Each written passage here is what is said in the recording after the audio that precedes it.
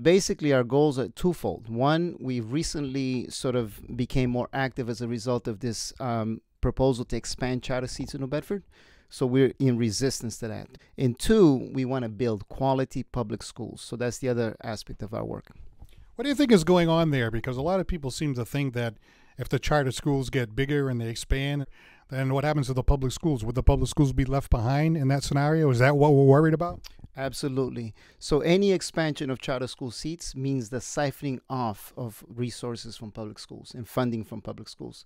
So we see that as highly problematic. We have public schools that are actually outperforming the charter schools here in New Bedford. So the charter schools tend to do just as good as the public schools, and a lot of the public schools are actually doing better than the charter schools. So we see no reason to expand their seats and extract resources from our public schools. What do you think is happening with the charter schools? What is the purpose of having them in the first place?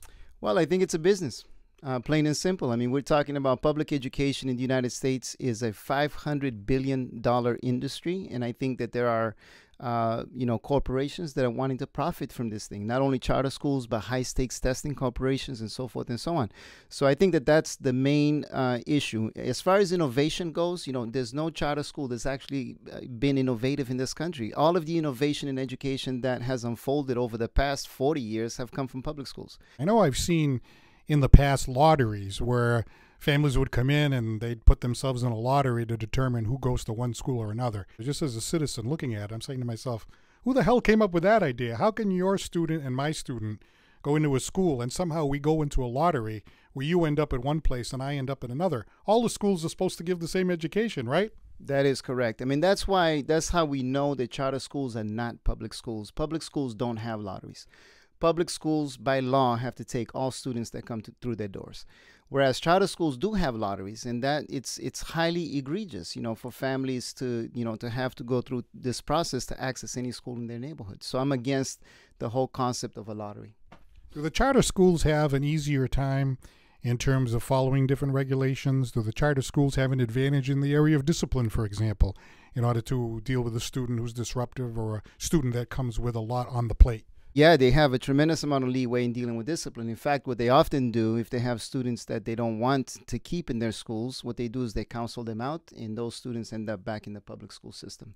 So they have a significant leeway, and despite the leeway that they have over curriculum, over discipline, over organizational behavior, again, they do not outperform most public schools. A lot of the parents that end up bringing their children to charter schools are parents that are more knowledgeable about the educational system, which means that very often those kids are more academically inclined. And so when those kids go to charter schools, you have the aggregate effect of having kids who are less academically inclined stay back in the public schools. And that creates a tremendous amount of chaos in the organizational behavior of public schools, right, in classrooms and so forth and so on. So on the face of it, you see a lottery that anybody can go into, but then in the end, it's only the parents of the kids who are not having issues that are the ones that apply in the first place. The kids who have parents who are struggling with, say, substance abuse, or a parent who's even incarcerated, they're not going to apply to the charter school. That's right. I mean, most often these families don't know what a charter school is. They don't know the difference between public schools and charter schools. They just send their kids to the neighborhood school.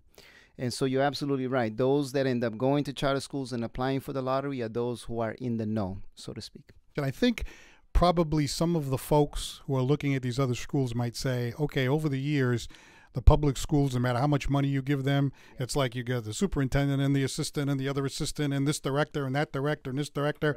Right. And then, of course, you have to have, a compensation package to cover all that. And maybe the thing's gotten a little bloated. And then somehow the charter schools might streamline that a little bit. And you say? There's no question that we need to create quality public schools and quality public school districts. There's no argument against that at all. I think school systems need to be totally relevant to their communities. They need to support, they need to service the communities in the right way. And we realize that there's no such thing as a perfect public school. There's no such thing as a perfect public school system. But I strongly believe that all of our energy should be placed in improving public school systems so that we have the public school systems that we want. The charter school industry has done a tremendous job at marketing what they do, right? And public school systems normally don't do that. I mean, they're into the day-to-day education education of young people. And very often they don't get the word out about the quality things that go on in public schools. And the reality is that we have plenty of that in New Bedford. They have these AP programs in New Bedford High School, and students normally at the end of the year take a test that would qualify, those AP credits for college credits. Well, New Bedford has the highest percentage of passing the AP tests in the entire state.